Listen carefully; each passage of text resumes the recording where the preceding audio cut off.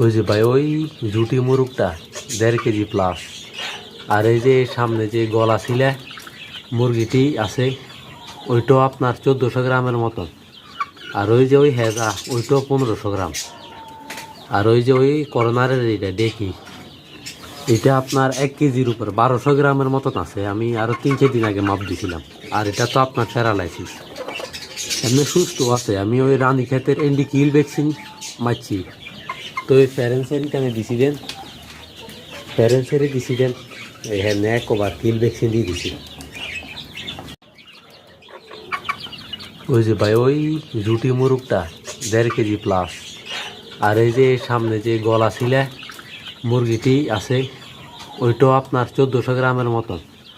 আর ওই যে ওই হেজা ওইটাও 1500 গ্রাম।